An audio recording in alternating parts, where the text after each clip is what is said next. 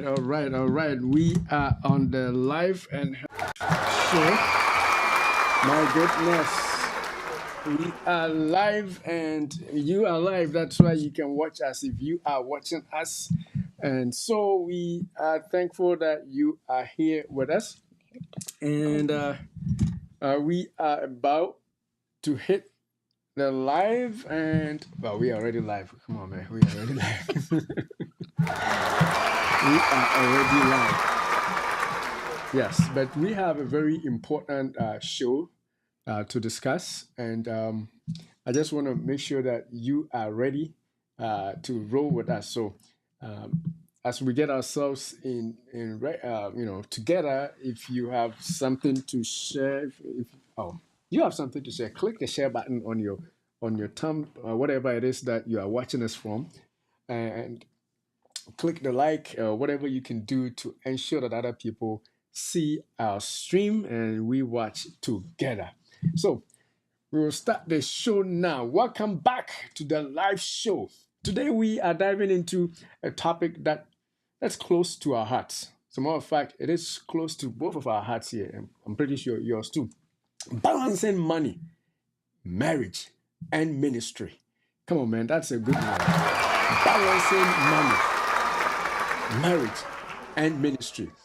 Suffice to say that a lot of things are going on in marriages, and it's either due to money or it's either due to something else that is wrong with the balance of what is going on in the marriage. But we are going to be focusing in a few weeks. I don't think we can do a lot in one show. So that is what it is. You want to continue and then we go? Yeah, so that's right. Whether you are a pastor, a ministry leader, or someone juggling these aspects of your life, today's episode is for you. So we are doing like MMM, right? Oh, come on, man. Triple M. My goodness. MQ. So we're talking about marriage, which is a big topic, money, and ministry. So ministry can be your career, what you depend on for your source of income. So whether, I don't know what career you are in, so how do you balance these three things? It's very important that we know how to juggle through all these three aspects of our lives in order to come out successfully. Like our main quotation says, beloved, we wish above all things that you prosper and be in health, even as your soul prosper. So together we've come up with these three things: money, marriage, and ministry. How do you balance these vital aspects of your lives? Come on, man. Money, marriage, and ministry. And we know how challenging it can be to manage finances, to nurture a strong marriage, and then again stay on top of your calling if you are a minister, or of your career, whatever career it is. As she said, ministry could be service in any form. You may be a nurse, you may be a pharmacist, you may be an engineer. That's your ministry right there. And so it's a challenging thing to manage that aspect of your life with your finances and nurture your marriage to make it a strong one. But I'm here and we are here to tell you that stay committed to your calling. Do all those things that will help make your relationship, your finances, everything be on point. It doesn't have to be overwhelming. And that's what we're going to be talking about. We're going to be giving you a few points as we move forward. Yeah, exactly. We've identified 7 keys to help you find that perfect balance. So you can live a fulfilling life that honors God, supports your family, and empowers your ministry. Oh, come on, miss. That is huge. And like we said, it's going to take a few more shows to do this. And hopefully in the future, we'll get more people to be on board with us to make this topic. To break down most of it. But today, we're going to be running through quick 7 keys. So stick around, because these are practical tips and biblical insights that could be the game changer, for you, so that your life will never be the same. So we're going to start off with as we said, about 7 points, 7 key strategies to strike a balance between your marriage, your money, your finances, and your career or your ministry. You want to start now? Yes, so I think the first point that we want to bring across here is effective financial planning for marriage and ministry. So we are here to just ponder over how you can effectively manage your finance and your marriage and your career all in one. So planning, how do we plan in such a way that there is a balance in these three aspects of your life? So I think the first one that we want to talk about is you have to create a budget.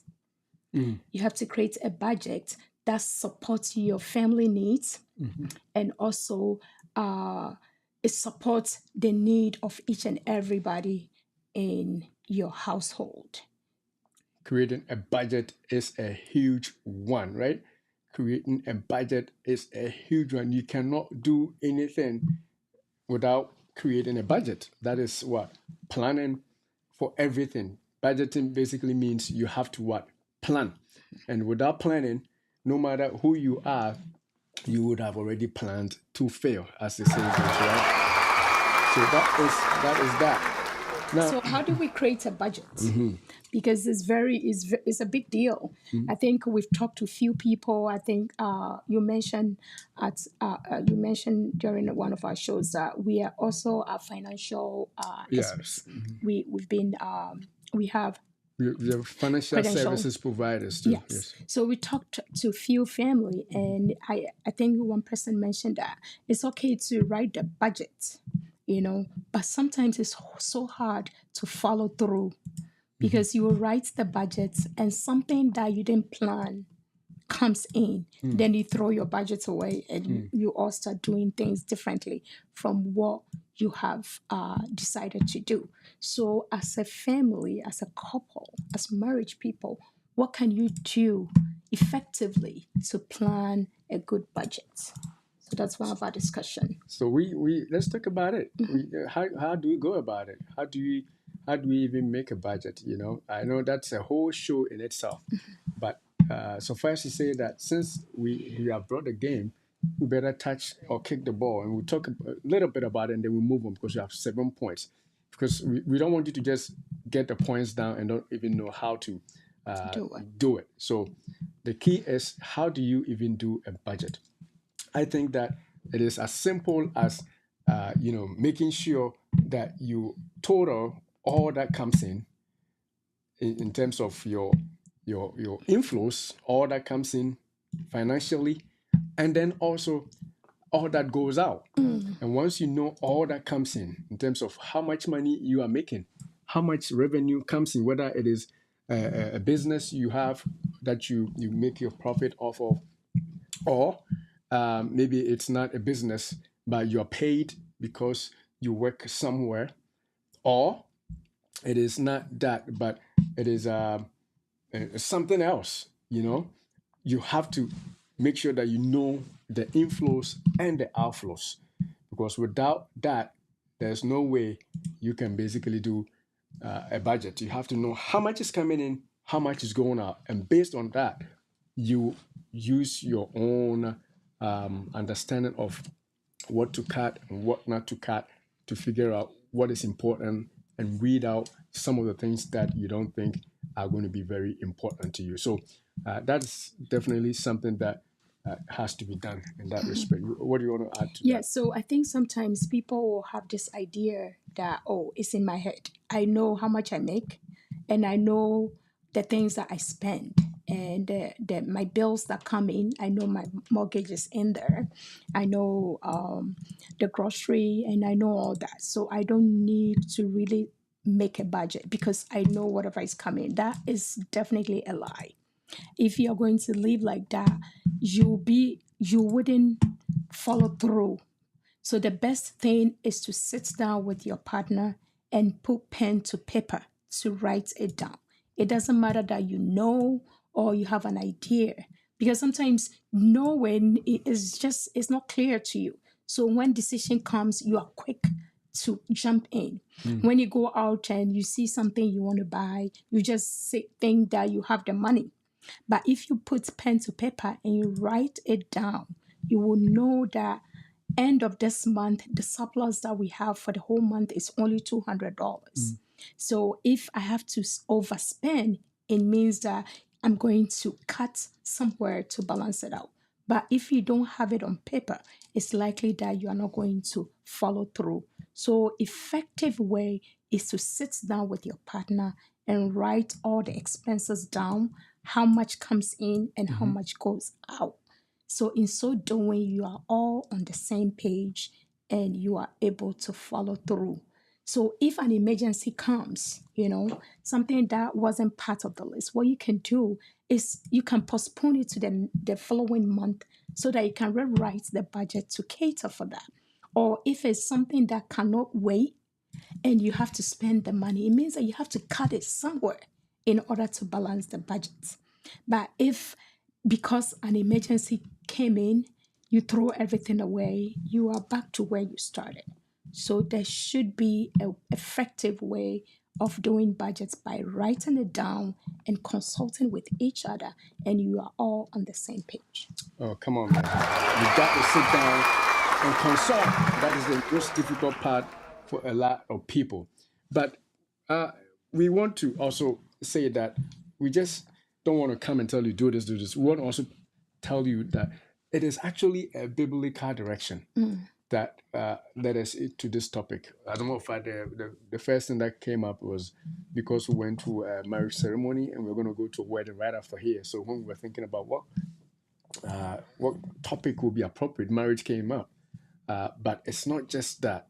The key is what the Bible says. So we're going to take a quick break, and when we come, we're going to read a scripture that should guide us and make us think more about how important it is to strike a balance in all these areas of our lives. So stay put, we'll be right back.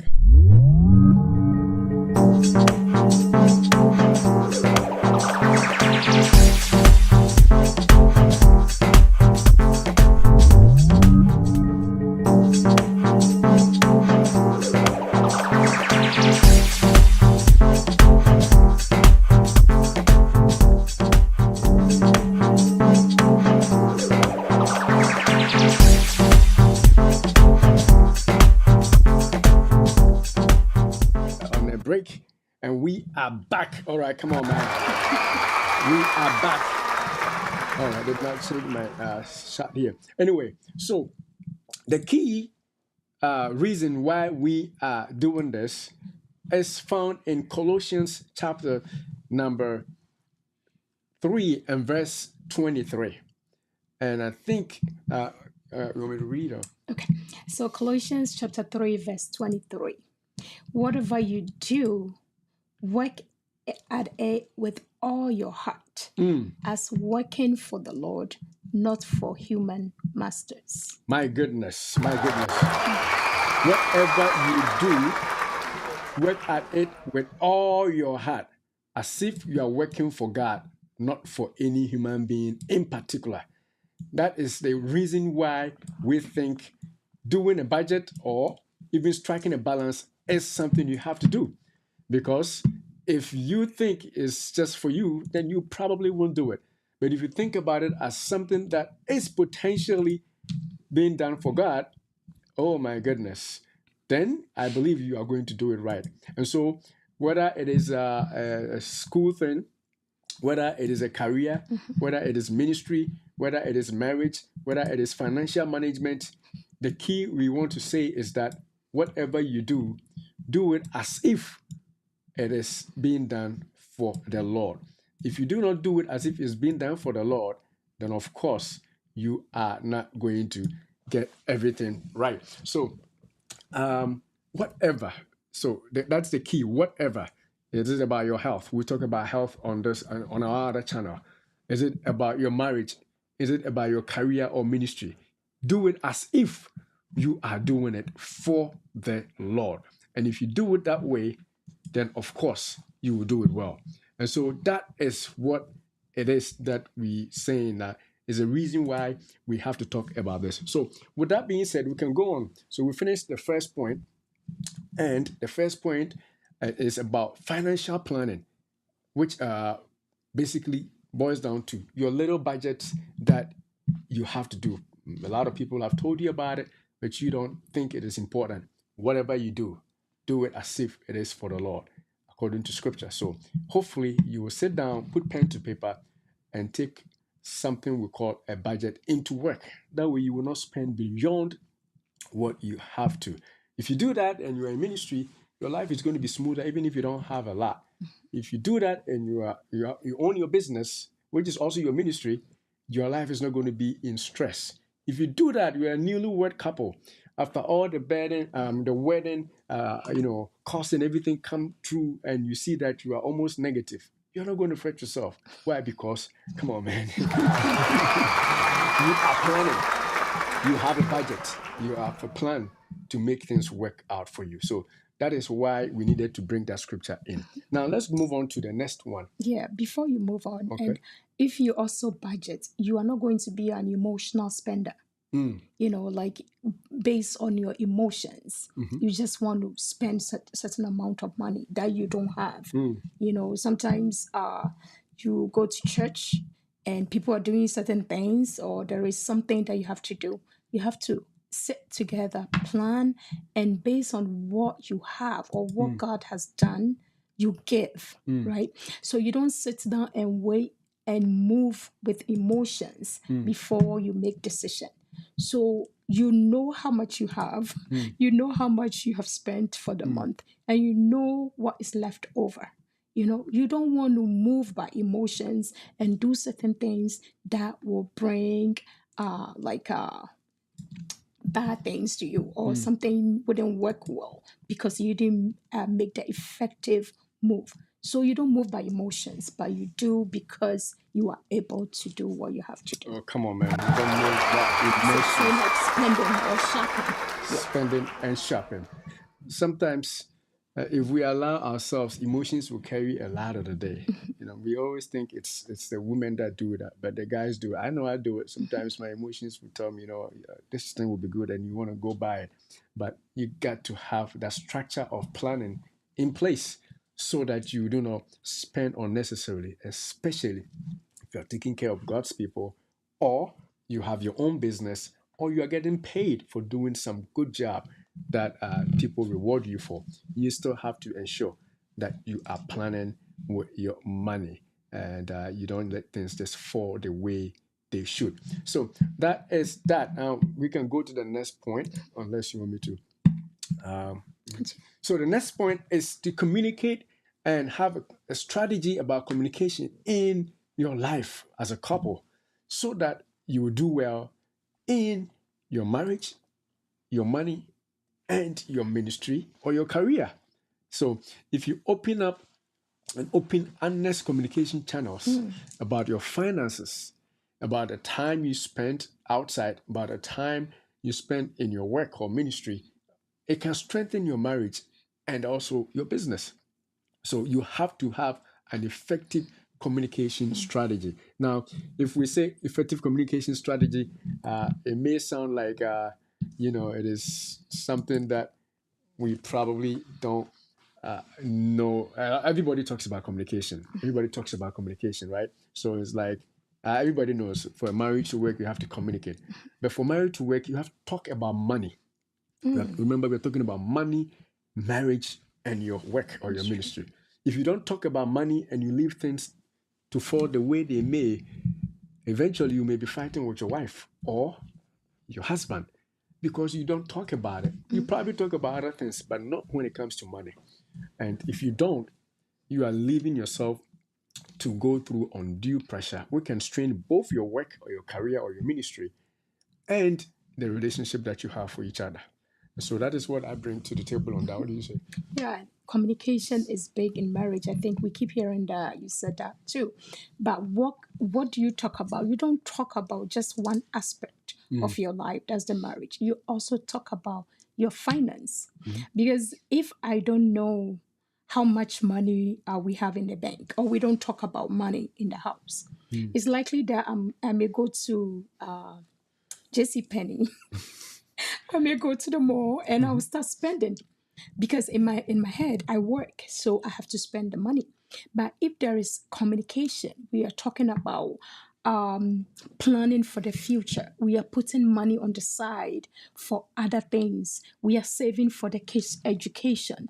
We are talking about life insurance. We are talking about, making College. investments. Back in Ghana, we are trying to move from where we are staying. There's so many things that we've communicated, and we have planned, and we have vision, because we've talked about things. When I go shopping, I know that I work all right, I make this amount of money all right, but I'm not able to spend beyond what our budgets or whatever we've set up to do will be, because I know, because we've talked about it. So communication is very, very important in the marriage. If there is going to be a balance, your wife should know how much you earn in your career, in your ministry, how much is coming in. And you also have to know how much she is also making, he is also making, what's coming in, so that together we know that we have this amount of money. There should be a balance by talking about what we want to do. 5 years from now, where do we want to see ourselves? 10 years from now, is there a big vacation coming up? Are we relocating? We are so open, we are talking.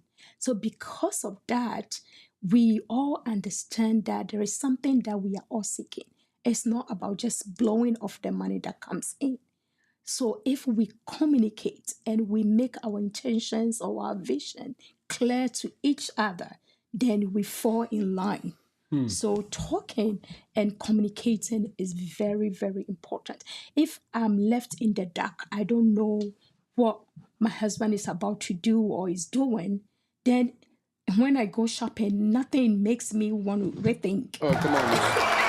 Let them know, guys. That we are doing this, because you don't talk it out, you don't bring it up, we don't discuss it, we don't have the strategies to obtain that. So because I'm just there, so what do? Maybe I'm bored, I just want to change my wardrobe, because I don't have anything told to me that, oh no, this month or this year we are pursuing this, we are trying to get this as a family. I don't know. So I'll just go out there and spend and blow it off and just look good, because that's Come not on, the- man. So it's very important that we share our vision and where we are going together as a family. So I'm going to ask you a question that some guys watching say I should ask to you ladies. See if you can answer for all the ladies. Does it mean that if we let you know everything, you are not going to spend? You just leave the money sitting because you know everything? Because sometimes, women, the Bible says that we are helpers, right? We help. But if there is no vision or there is no leading, nothing to support, we are just there. So what do you expect? We have to find a ways and means to help somewhere, somehow. So make your vision clear to your wife, and let them know that this is what I'm doing or this is what I'm planning to do. So as a family, what can we do? We have to increase our income and reduce spending in order to achieve this. So I know that something have to be put on hold, because we are perceiving something or pursuing something in the next 2 years. So I have to do things differently. But if I don't know what we are doing, if I don't know what we want to achieve, there is no communication, it's likely that I will do something else with the money. Come on, man. We let you know, guys. Let them know. Man, on the live, men who watch later, make sure they know. They promise that if we show them the vision, if they know where the light is pointing, they will basically not spend too much. That's at least what one woman is saying here. And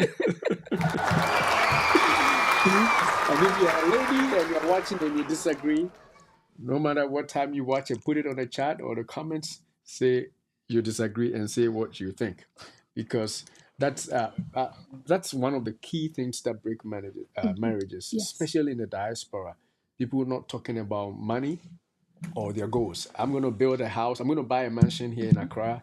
You're going to buy a house here in Kumasi. I'm going to buy this mansion in Chicago. I'm going to buy this mansion in Dallas.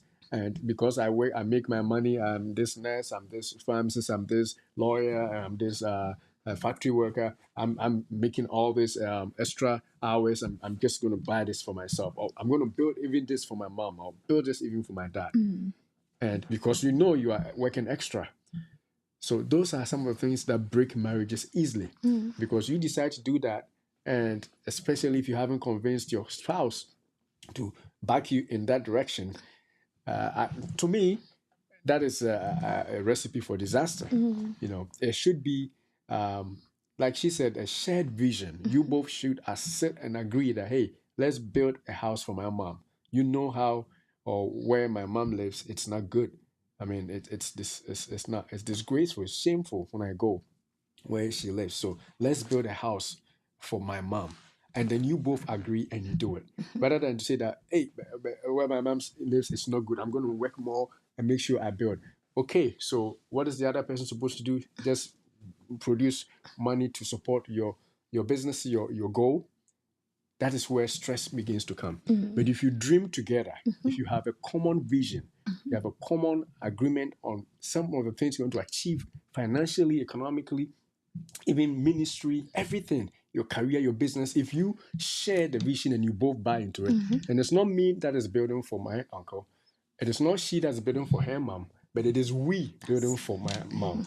It is we building for uncle, so that there's no jealousy here and there because we have planned it, and that's why we began with the planning, the budgeting. We have already budgeted that, this is how much you're going to spend on this thing, and there's no stress on the family, and we are making sure that everything is being done the right way. And peace will continue to reign. You may not be able to achieve multiple things at one time. Right. If you can't build two houses, okay, if you're building for your mom, then I also build my father. It doesn't work out. You both have to agree to finish one project and then based on your strength, agree on another project. But start with the most immediate need. It's not because you are the man, it has to always start from you. And it's not because you make more money. If you're the woman, you make more money, it has to be your side because you make most of the money. That's not going to help. That is certainly going to break the marriage. I mean, you may live together as roommates, everybody will think you're married, but the love is gone. Come on, man. It is gone because you do not talk about anything. Everybody has their own vision in life. Everybody has their own goal, even though Bible says you have become one. You are living as two. No common vision. So I think communication is huge when it comes to marriage, money, and your career or your ministry. Definitely need to communicate your goals, your aspirations. Even people have to go to school. I know a family that moved, and the moment they landed in the U.S., the man wanted to go to school to better themselves, get a nice career. The woman would not agree. Because somebody told them that, hey, if you do this, you don't know, man, when you support him to finish, he's going to leave you and marry somebody else. Somebody's idea, but your husband. If your husband talk to you and you both agree, you don't listen to such things. You just support them. And if they do that, so be it. You've done your godly work. God is going to bless you. Oh, honey. Yeah. Yeah. And you are never going to lose anything because the heart that you have will ensure that you move on and you'll be better.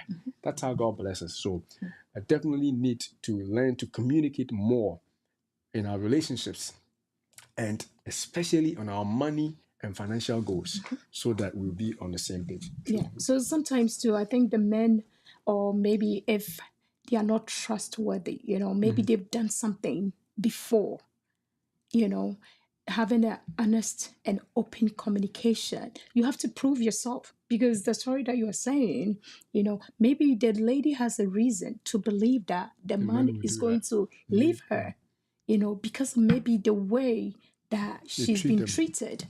So sometimes you have to have the honest communication. So if he brings it out honestly, are you sure when I support you? And you have to prove yourself. You are not just communicating because we are talking about it, but what's the trust in that? Can I rely on you that if I add my money to your money, you're not going to put me to shame in my family because you're so selfish? Everything is about you. You And already you have a forget record about of me. selfishness. My goodness. Yeah. My And like goodness. you are looking good when it comes to your family because you are building a house for you. What about the woman? So but you're saying that the need comes first. So the woman supports you to do something. Just think about it that maybe she also needs something, and there is a balance, and the trust is there. That I trust that this man together we can move forward. But if you are that person that when you get extra money in the account, you go to Ghana and you go look for another woman to marry, Oh, come you on, know, man. then it's broken the trust. Then they will be like, oh, once so far, think about something because that man is not trustworthy. So we can communicate, but it should be honest and trust. Trust the person that you are communicating with that will not do you harm. My goodness. My goodness. My goodness. Honesty and trust coming into the communication strategy. All right. In the interest of time, like we were saying, there's going to be a series on this. We can't finish all this in one show because the communication alone can take one whole show. So we're going to be back on this marriage money thing. But now, so first say that the third key of key point to strike a balance between money, marriage, and your career or ministry is to prioritize your spiritual and marital health. That's a very important thing. If you do not prioritize that, it's going to be falling apart. So keep your spiritual life and your marriage strong, even in the midst of demands of ministry or career and also financial pressures. So you have to ensure that you are prioritizing your relationship. Your marriage is a priority. And then also ensure that your spiritual life is also a priority because there's definitely going to be demands of your work, your career, or your ministry, or the church that you help, or your children, right? And also financial pressures. Money issues are going to always come. So if you don't put your marriage or your relationship and your spiritual life ahead, you are going to fall behind because these pressures are huge. Unless you are not man, but as long as you are a human being, you are definitely going to face some form of a pressure or the other. If you are the richest man, your financial pressure will be how to take care of the money that you have, and that's a pressure by itself, right? And if you don't have the best, the most money, it's going to be in the forms of the lack, the too many sacrifices that you have to make, your wife has to make, especially if you're a new clergy, especially those who have begun or set up their own ministries, not being paid by any organization like a big church. You have to basically come up with money to make the family work from the church, and the church is a baby, it's in a baby stage with fewer members. You are going to struggle. Definitely going to be a tough time for you. But if you keep and you prioritize your spiritual and your marital life, then you can basically withstand all those pressures. What do you think? Yeah, so like you're saying, financially, if there is lack, definitely the pressure is on because you don't want to be in a relationship that almost everything, the budget, you are not able to balance the budget, right? So if you are not careful, you do the career or the ministry to the point that you may forget your relationship with your wife. I remember one pastor was saying that uh, his marriage broke down because he was so into the ministry such that he forgot everything with the wife and the needs of the wife. So there was no balance, between the two. And he also mentioned that God loved intimacy with his children. So God want to have an intimate with you, but he also wants you to have that intimacy with your partner. So you have to learn how to balance the two. You don't want to get into one side so much that the other side is suffering. So definitely try and balance the two. And when it comes to your spiritual life, definitely there should be understanding that there is time to give to God and there is time to give to your partner. So that's the cross, right? The vertical relationship and the horizontal relationship. There should be a balance for the cross to stand upright. But if it's only vertical, the sideways, the horizontal one will suffer. So let's try and balance the two. Come on, man. That was good. If the cross is unbalanced, there's going to be a false balance. It's going to tip over and fall. You don't want Jesus hanging on that cross and falling. Come on, man. Oh, man. That's huge, especially coming from a woman, you know. Some of the men, like she said, they take, you know, ministry work or career work so serious that we forget that we have wives who need us emotionally. They need us. You know, every program we are going to be there. Even the ones that we have not been invited, we want to go because you are a minister, because you are this business manager, because you are this business owner. You want to be everywhere, forgetting that you have somebody who also needs you, or some people, as a matter of fact, even your children may also need you at home. So at some point, we have to say, you know what, I can do only so much. You know, that is it. Even the vertical, God does, it's a forced balance. It's not good either. So balance it out. How much work you are doing? How much time are you paying? How much attention are you paying to your spouse, especially the men? You know, and how much are you giving to your home? Sometimes it's not just the money; it's just the being there for people to see you and fellowship with you, your own family fellowshipping with you, and much as we as ministers want to help people, you know, whether you're a doctor, whether you're a nurse, whether you are whatever work you do, you're a minister. Much as you want to, you know, pick up more hours, they're calling for extra help because, you know, people you're going to work, you're going to go help people, right? It's good. And then you also make money on the side. That's your ministry. But much as you want to do and help and please people, the first group of people you should please is your home. You know, last time I think we were listening to a pastor that talked. He shared his heart, and you can tell how much they pour out. You know, I mean, and it's true because you see it. You know, pastors doing all this work. You know, being on call every night. You know, if you're in healthcare and you're on call, it's maybe 1 week or one night and you're done. But constantly being on call. At some point, you have to delegate some to your associates, associate pastors or elders, and be able to take care of your family, you know.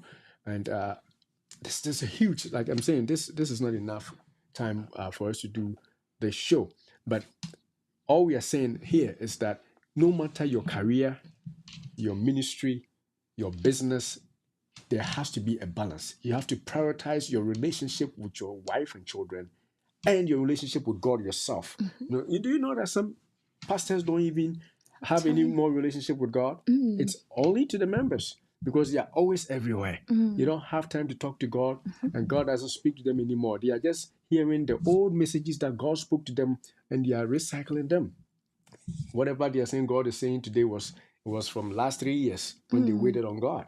God said it all right, but it's not now because they don't even have time to themselves wait on God. It's busy. Program here, travel here, program here, program here. Every day there's a program. So you lose your own connection with the cross up, as Gifty was saying. You definitely have to strike that balance and ensure that the two groups of people who are most important to you, God and your family, are getting you.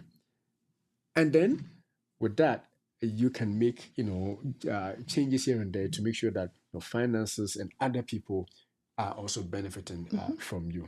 I think that's a very important. Yep. But should we move forward? Yeah, and also even the Bible says that if you don't please your wife or you have something against your wife, your prayers will not be answered. Oh, come on, man. Your prayers will not be answered. Yeah. If your wife is crying at home that you are not taking care of them because of church, because of the work of God, your prayers are going to be hindered. Yeah. You don't talk to your wife, but you come to church and you speak to everybody like, you know, they are the best women all around.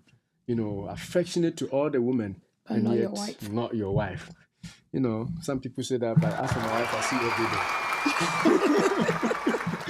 But they still want to hear you say that to them. If you are watching, make sure you share your comments and your thoughts, and we will be able to show them if you are watching live, and that would be good. All right, if you have questions to contribution, you can also bring it up. It's a very important discussion. All right, should we move forward? Yes. All right, so let's go to the fourth key to strike a balance between money, marriage, and your work or ministry. The fourth key is to set boundaries and manage time wisely. It's a little bit related to the first one, right? If you don't set boundaries, you are going to be overworked. Definitely going to be overworked, because work doesn't stop. Work doesn't stop. You know, work is always going to continue to come. But if you set boundaries, like, hey, you know, I know some pastors who turn their phones off at some point in the night, they will not answer. I don't know. I'm not going to say it's good or not, because as a pastor, you may need an on-call call, right? So I don't know. But of course, even in an emergency situation, you should be able to call 911. You don't always have to call the pastor in the middle of 3 a.m. or, you know, or sometime around 2 a.m. when you have a health issue. If it is a social issue, like your wife is beating you, then of course you can call. Even that, you can call 911. You can call the cops and they will arrest her. I hope the wife beaters will stop. But hey, we have to think about them. And in the same way, it may be a different career. You know, use them as the first point of call. But in your career, you have to set boundaries. You know, I'm going to bed at this time, my phone should be off. You know, there's no way I'm going to pick my phone up unless your work is such that you have to work on the phone. Like, you have to basically answer calls to make that work. Yeah. You are on call or something like that. But if the work is over and you don't want to answer calls at some point in the day, you can do that. Some people too, it's not because they are, they are giving the time to their family. They are watching TV, and yet they will still not answer calls. That one is not safe. It's not good either. I mean, spending quality time. Women love quality time. So having quality time with your wife and children, setting boundaries as to when, ministry to everybody else ceases, and the time that is left is for your family. It's a very important thing. Now, I cannot say at this time don't pick up calls, or this day don't go visitation. That is something that you have to come up again with your own wife and kids. Plan it out. If you plan it well and you do it consistently, you will visit people. All right, trust me, people will know you are visiting, and yet you still have time for yourself and for your family. But if you don't plan it, it will only be all visits or all family, and then the balance is off. So the planning is what makes it easier. So set boundaries and plan time wisely.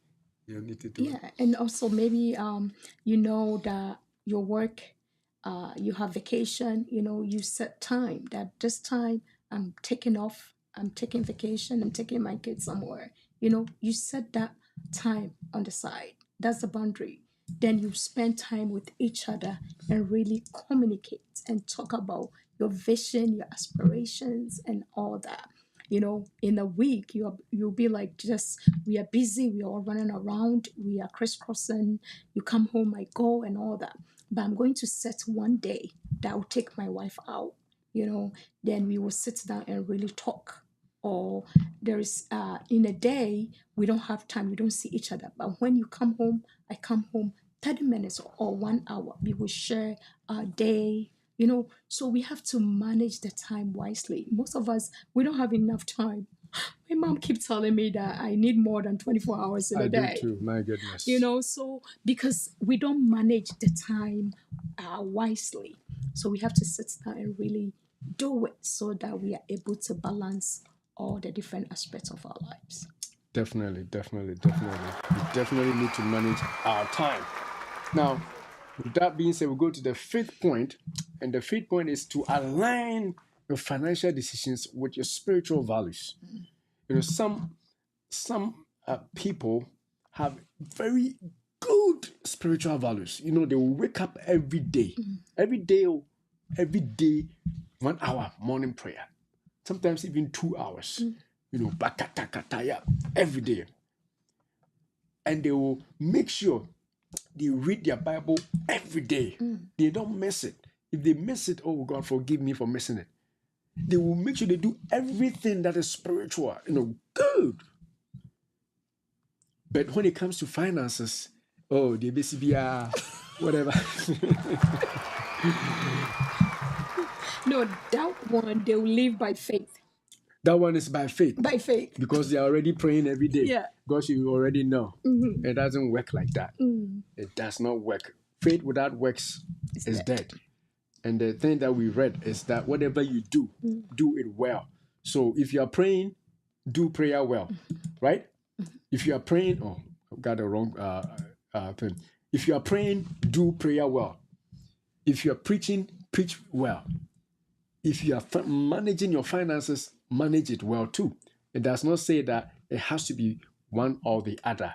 In all areas of your life, as far as we deal with money, we have to manage it well. So the same attentiveness, the same zeal, the same diligence we use to attend to our spiritual things, we have to bring it to our financial lives so that our ministries will be better. Our ministries will be better. Our families will be better. They will not be put in any undue stress or anything like that. They will definitely make sure, we will definitely make sure that they are enjoying themselves, even as we seek to do the best for people and the world at large. No matter what we are doing, no matter what, whether you are a nurse, whether you are a pastor, whether you are a driver, whether you are Uber driver, whatever it is, as long as you do that thing, that zeal, that you align your financial decisions with your spiritual values. Like I'm saying, we have very top-notch spiritual values. And when it comes to financial values, we just let it be and we leave it just to happen the way they may. For example, a lot of people have bought spiritual life insurance. Yeah, a lot of people. They know today that if they pass, they are going to heaven. Yes. No two ways about it. But ask them, if they pass today, how much money they have left for their wife and children. Come on, man. They don't have it. So this is where aligning your financial values with your spiritual values. Can you also say that if I pass today, I'm leaving my family, my children, $1 million, $500,000, $200,000, so that you go to heaven and people on earth also enjoy. The way people cry a lot about people, about when their loved ones pass, it's not just because they are sad for them going on, because they don't see, oh, come on, man. There's no hope. What is going to happen? How is money going to come? But would you be able to set them off such a way that much as you are planning for your spiritual advancement, you can also plan for your financial advancement, to the extent that even your children's children, the Bible says that a good man leaves an inheritance for his children's children. You don't even have an inheritance for your own wife and then going to, or for your own husband. Of course, it has to be both ways. And then to your child, then to their children. No, come on, man. That's children's children. No. As a matter of fact, for you yourself, you don't even know what is going to happen if you get sick, God forbid. You don't have insurance. You don't have anything that is going to cover you. That is not a sound financial decision, And if you want to reach out to us, and we like we said, we're not just health experts, we are also financial services providers. We can lead you on and help you out, to protect yourself in these areas. Just hit us on the comment, and we'll get to you, and we'll go from there. But we definitely want you. This is what our channel is about. Both channels. Beloved, dear friend, we wish above all things that you prosper and be healthy, even as your soul prospers. Not just go to heaven and be miserable on earth, or leave children who are miserable while you go to heaven, or even live here on earth and be sick until God calls you home. So these three areas of your life must be covered. And if you run with us on our channels, by the time you leave, within a couple of months, you will be covered in these areas. But definitely reach out if you need more information. You want us to? Yeah, and with the financial choices too, you don't also make choices based on what somebody else is doing. You know, your friend has bought new car. Yours drive all right. But because somebody has gotten a new car, or you just feel like you need a new car, you just go for a new car. You feel like it. You feel like it. No, it should be financially sound. Do you have that extra monthly payments going on? You'll be like, I don't care. However, I'll pay it anyway. Anyhow, you are being you're not being wise. So you have to make choices in such a way that is fine. You are financially sound. That okay. So if I'm going to make $600 a month, based on the expenses, am I able to? Can I afford it? It's not because I want a new car, I go for a new car. You have to plan it. You have to align in such a way that you are able to do it. But you just don't venture on a new big investment like that. project, something. Maybe you have something ongoing. Then in the middle of that, you just decide to buy a new car. How are you going to balance the two? So you have to make sound financial choices so that you are not stressed, the family is not stressed, and there is no like tension or order in the marriage. Definitely. Come on, man. That's good. That is good. Now, those of you watching on Chip Talk, I see some pastors that were watching. Make sure that you join us on our YouTube channel, The Whole Life, one word, Whole Life channel. Subscribe so that you always see us when we come back live. We also have those watching on YouTube too. You can also see that below on the video, there's a link to our health channel. So every other week we do health and social. And so today we are social. That's why we're talking about money, marriage, and ministry. All right, let's move on to the next one.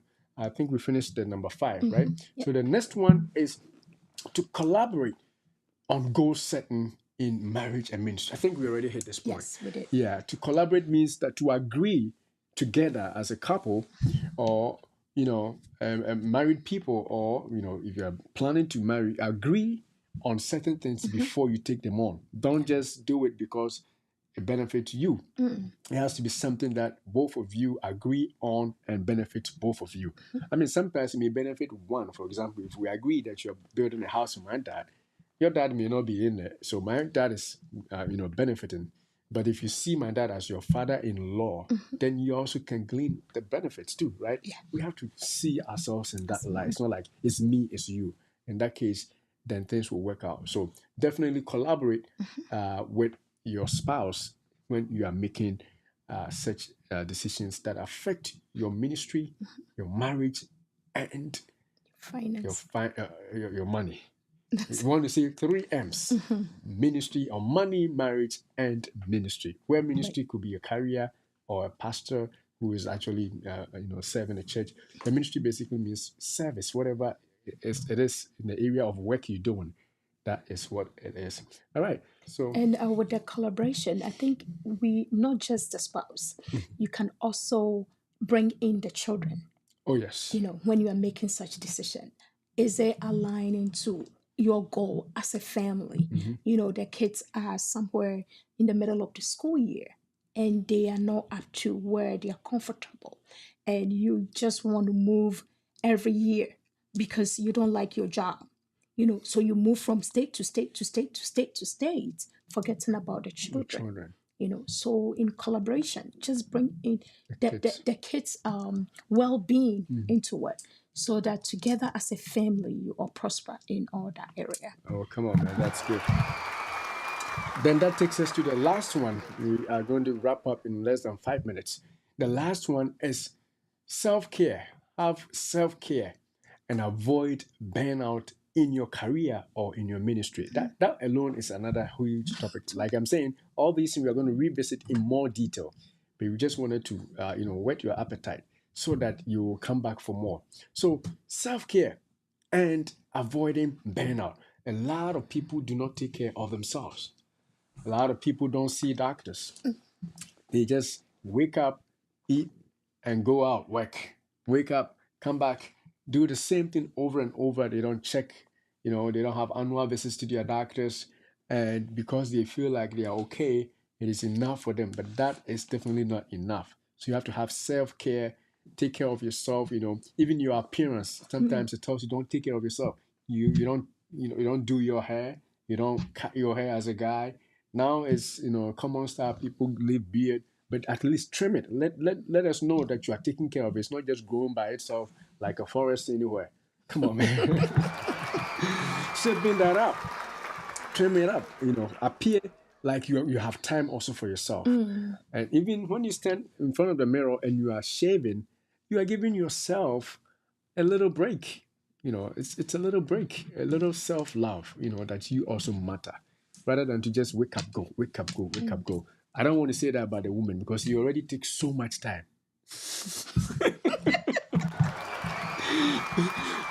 Am I lying? Women already do in terms of self-care and Self-care, beautification and stuff like that. So that one is not a problem. But you can talk about the other part. Yeah, I think sometimes it's not just the appearance too. It's about emotions. Sometimes you are burned out, meaning that you are exhausted from all that you do. Like you're saying, you wake up, you go, you come, you go, you come. You feel like you are losing steam, So just take a break. I think we talked about me time, right? Just take time. If you are exhausted to the point that you can't function, have one day, just rest, sleep, and just recover to a point that you are able to give back. Because if you are burned out, if you are out of whatever self-care or you're not really taking care of you don't have much to give. You don't have much to give to your husband. You don't have much to give to your kids. Oh, not much to give to your husband too? No, Oh, no, that's because bad. you're burned out. That's definitely bad. So you hit a pause button, you take a pause, you can go, you can do the massage, you go to the salon, you can do things that will bring you up yourself a little bit, so that you are fulfilled. Sometimes you even can go out with your girlfriends, your friends, somebody different, just go out there, sit, laugh, just enjoy each other's company. Then you feel so fulfilled or okay. You come back, you can give a lot of love out. But if you get to that point that you are burned out, you don't have a lot to give. Yeah. So in that case, you are not balancing all these three aspects. Whenever did anybody talk to you, are upset or you are angry, every little thing upset you. Every little thing upsets because you feel burned out emotionally. So you have to have time to take care of yourself so that you can give a lot out to your family. Oh, come on, man. You got to get time for yourself so you can give up a lot too. Yes, and this cuts across every career, not just pastors. Every career, you have to avoid burnout. Burnout. Like when we returned from our little vacation, I picked up so many hours to work so much that at some point I couldn't even, my knee was about to give up because I had no day off, in some point in the week, which is not good, but I felt like, oh, I got to help out and stuff like that, which I still have to do, to help out. Should be a balance. But there should be a balance. There has to be a day. That is why, the people of Israel, God told them to work up to 7 days, and then 6 days, and the 7th day to rest. And it's not just for fun. It's because God knows our bodies. He knows that when we start working, if we are really working. I know some people, it's not work. Your kind of job is sitting around and receiving calls, or maybe once a while you do some physical activity. So you can do it throughout 7 days, and even that for the fact that you have a family and yourself, it's good to make a me time, as Gifty and the sister always say, for yourself, and avoid burnout. Because and like the key thing that you mentioned that I like is it's not just the working and stuff, but the emotional component of burnout. Some people are burned out not because they are tired, but emotionally you are exhausted. It's like you've given too much of yourself. And this happens a lot to the ministers, pastors also. You're preaching, you lead prayer. Prayer leading is a physical work, and then you do it continuously for 4 days. You have to definitely take a break, to avoid burnout. Apart from the fact that we encourage you to drink water. If you are watching and didn't watch our last health video, go to the channel on the bottom of the screen and watch, especially if you're a preacher, how to protect your kidneys. Fluidize yourself, hydrate yourself and relax and chill out a little bit. That is definitely important. All right, so I think this is a good place to pause. We are about to close up, and I think we have 2 comments. Well, one comment. Let me see if I can bring that comment out, and if I am, I don't think my comment showed, but if I could, all right, let me just go back here. Comment screen didn't show, so I will do this. Yes, a comment is Disse Richard says powerful. Oh, thank you. And then another comment that I have that is actually from Facebook, also from my own channel, from our own channel. It says, you can support us. Oh, come on, man. Send us more stars, man. All right. Now, if you watch later and you have any points, anything to share on top of what we have, just don't forget, comment button is there. Just comment, like, share if you love it, so that other people will see. If you know somebody that will benefit too, a great thing is to share the video with them so that they will also find us and follow. But definitely follow if you are not already following on Facebook, YouTube, or on LinkedIn, and also on TikTok. Follow if you are watching. If you just joined, you are missing out. We are just closing out the show, but just hit the follow. Go back and watch some of our videos that we have on the live. And with that being said, we will say, Beloved, we wish above all things that you prosper and be in health, even as your soul prospers. Thanks for Thank watching. you. God bless.